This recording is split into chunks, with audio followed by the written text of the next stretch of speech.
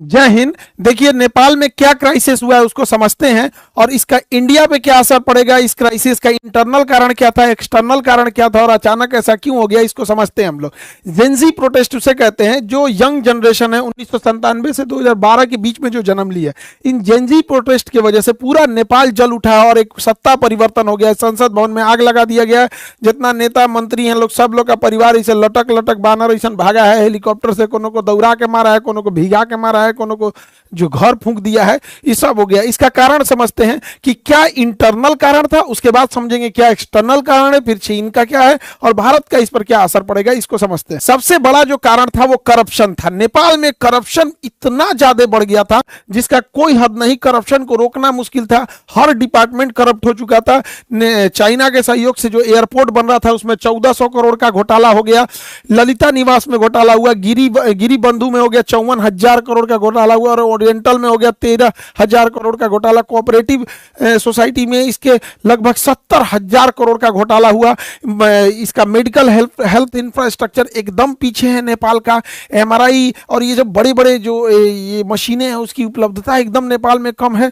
Arms deal में Bareta company से जो आर्म्स जिसका दाम था उससे 4 गुना रेट में दलाली में खरीद के लाया सब। पतंजलि को जो जमीन विवाद हो गया पतंजलि से कर लिया सब। यहाँ पर चाय का गोदाम कमर्शियलाइजेशन के लिए बेच दिया। इतना भयानक करप्शन हुआ और जिस कारण महंगाई बढ़ गई। छोटी सी छोटी चीजों के लिए महंगाई इतनी बढ़ गई थी कि बच्चे जो स्टूडेंट थे जो नॉर्मल ग्रेजुएशन करते थे, बीए बीए सीए लोग, इन लोग को अपनी फीस भरने के लिए पार्ट टाइम जॉब करना पड़ गया। इतनी महंगाई बढ़ गई थी और लोग जॉबलेस हो गए थे। और खाली मतलब एक पुरुष का खाली बेरोजगार इंसान बड़ा खराब जिंदगी होती है।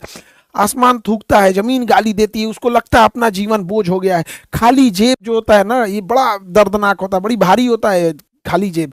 तो इससे नेपाल का युवा परेशान था, एकदम परेशान था नेपाल का युवा। नेपाल के युवाओं को विदेश जाकर नौकरी करना पड़ता था, विदेश में आके शेफ का नौकरी। अभी आप भारत में देखिए चाउमीन मोमो, ये लोग ऐसे इंडिया में फेमस है कि नेपाली जो शेफ होते हैं चाउमीन और मोमो बड़ा अच्छा बनाते हैं। यहाँ से बेचारे काम करके विदेशी रेमिटेंस भेजते थे अपने देश में और उन पैसों से नेताओं के बच्चे अयासी करते थे। नेपाल की जो यंग जनरेशन थी, सोचिए कितनी मुसीबत में होगी कि युद्ध के दौरान वो लोग यूक्रेन से लड़ने के लिए रसिया में भर्ती हो गए और रूस ने उन्हें 20-25 दिन की ट्रेनिंग दिया, हथियार थमा के भेज दिया यूक्रेन से लड़ने के लिए और वहां वो लोग शहीद हो गए थे। उनका घर परिवार उजड़ गया। इतना भयानक वहां बेरोजगारी का आलम था। अब इनमें होता क्या है, वहां पे जैसे 2008 में राजतंत्र, राजा को हटा के लोकतंत्र जब बना था तो यहाँ कुछ ही पार्टियों का दबदबा था। नेपाली कम्युनिस्ट पार्टी हो गया, नेपाली कांग्रेस हो गया, यहाँ पे जनता संवादी पार्टी हो गया, इंडिपेंडेंट हो गया, सब ये कई ठो थे सब यहाँ पे। लेकिन ये 3 लोगों देखिए ये आदला बदली करते रहते थे सब। पहले ओली बना 18 में, फिर देहुआ बना 21 में, फिर प्रचंड बना 22 में, फिर अबुढ़वा बन गया 24 में। इतना ऐसे ऐसे हो रहा था यार नेपाल में, ऐसे यहाँ से यहाँ इस तरह से इन लोग का सत्ता परिवर्तन मैंने पारा पारी खेल रहा है। एबेरी हम, एबेरी तुम, एबेरी हम। यहाँ पे जनता परेशान हो गई, सारा गठबंधन कर ले रहा था सब। कब किससे गठबंधन कर लेगा पता ही नहीं चलेगा। ये उसको गरियाएगा, उसको गरियाएगा, फिर गठबंधन करके सरकार बना लेगा। तो इससे पूरी पब्लिक परेशान हो गई थी। और इनके भैया सबसे बड़का कारण ये नमूने बने हैं सब। नेताओं के बच्चे इतने बेवकूफी किया है सब, जाके टिकटॉक पर, इंस्टाग्राम पर अपनी लग्जरी लाइफ जीने लगे सब, विदेश में घूमने लगे सब, पार्टी कर रहा है सब। यहाँ देखिए ये कहाँ घूम रहा है, यहाँ पर ईशांतरा अंडरवियर पहन लेगी, पैंट पहन ले, पते नहीं चल रहा है कि यहाँ पे इो कोनो के होगवे करेगी। यही सब नौटंकी किया से देखिए।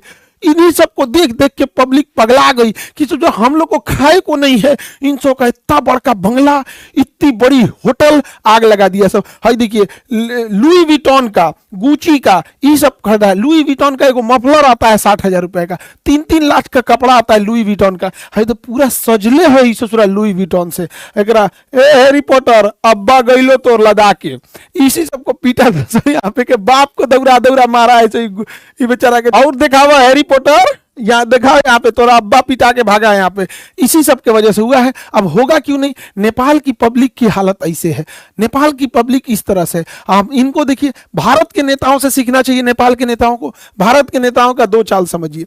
इनके बच्चे कहाँ पढ़ रहे हैं ये बताते ही नहीं है और ये अपने बच्चे को कहते हैं कि बबुआ ते मर्सिडीज में घूम, ते ऑडी में घूम, BMW में घूम, लेकिन फोटो मत खींचो हो। फोटो नहीं खिंचाना है, फेसबुक पे नहीं डालना है, गरीब बन के रहना है। एक दिल्ली में एक नेता से हमसे मिले थे, उनके लड़का, तो कहा कि सर एक फोटो हो जाए। हम कहा हाँ हाँ।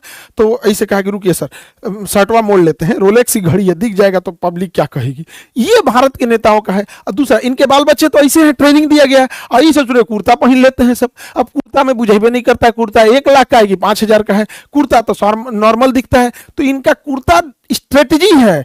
दूसरा, आप देखिएगा कभी भी अपने घर का फोटो नहीं दिखाएंगे सर। भारत का कोई नेता मंत्री घर का फोटो नहीं दिखाएगा। घर के बाहर जो लॉन होता है, खाली जगह, इंटरव्यू देना रहेगा, वो लॉन में बैठ के देगा, बैठ जाएगा लॉन में, देखेगा पीछे घर नहीं ना आ रहा है, कहेगा 2 गाय ले आके इधर ये चराओ, 2 गाय बांध दो, हाँ इंटरव्यू चालू करो, पीछे गाय आना चाहिए। अपने आप को गरीब शो करेगा, अंदर जाके देखिएगा महल बनाया रहता है। तो नेपाल के नेताओं को भारत के नेताओं से सीखना चाहिए। हालांकि भारत में भी ऐसे नेताओं लोग में करप्शन बहुत ज्यादा है, एक्सेसिव करप्शन है। तो नेपाल के एक नेताओं के बाल बच्चे, इन्हें नेपो किड्स या नेपो बेबी बोला जाता था इन सबको, बकलोलवन सब, ये सब नाच दिया। तो ये नेताओं के लोगों की लग्जरी लाइफ थी, और ये नेपाल के गरीब लोगों की थी। सोशल मीडिया पे इन नेताओं के इस रवैये को लोगों ने बढ़ चढ़ कर शेयर किया कि इन्होंने करप्शन के पैसे से विदेश में पढ़ रहे हैं, विदेश में घूम रहे हैं, विदेश में पार्टी कर रहे हैं, इनका इतना बढ़िया बढ़िया मकान है यहाँ पे। तो सोशल मीडिया पे ट्रेंड होने लगा, सोशल मीडिया इस पर तूल पकड़ने लगा, लोग बोलने लगे सोशल मीडिया पे। अब नेपाली सरकार ने सोशल मीडिया वालों से कहा कि आप इस पे ग्रीवांस ऑफिसर नियुक्त करो। उन्होंने नहीं नियुक्त किया तो 1 हफ्ता का वार्निंग दिया, और नहीं पूरा किए तो इस सब ने बैन कर दिया। जब बैन किया सोशल मीडिया को, तो जब सोशल मीडिया बैन हो गई, टिकटॉक को छोड़ के सबको बैन कर दिया, क्योंकि टिकटॉक ने अपना ग्रीवांस अधिकारी नियुक्त कर दिया था। लेकिन इन लोगों को लगा कि टिकटॉक चाइना का है, उसको बैन नहीं किया, टिकटॉक पे बैन नहीं किया, बस उसी पे लोगों ने डेट डिसाइड किया कि इस दिन चलना है नेपाल पे, धावा बोलना है, और पूरा भीड़ लगा दिया। इन लोगों का कहना था करप्शन को बैन करो, सोशल मीडिया को नहीं। Ban corruption, not social media. क्योंकि सोशल मीडिया को बैन क्यों करेंगे? क्योंकि ये यंग जनरेशन है, स्टूडेंट है, स्टूडेंट्स बेचारे प्रोटेस्ट करने आए थे, एक बड़ी संख्या में स्टूडेंट प्रोटेस्ट करने आए थे। उनका कहना है कि भैया सोशल मीडिया केवल रील देखने के लिए थोड़ी है, इस सोशल मीडिया पे वीडियो कॉन्फ्रेंसिंग होती है, बहुत सारी मीटिंग हो जाती है, बहुत सारे बिजनेस सोशल मीडिया पे चलते हैं, मार्केटिंग होती है, इस पे एडवर्टाइजमेंट चलते रहते हैं। आजकल नेपाल में बहुत सारे लोग विदेश में काम करते हैं, तो विदेश में नॉर्मल नंबर नहीं लगता है, तो लोग व्हाट्सएप कॉल कर लेते हैं, ये इसमें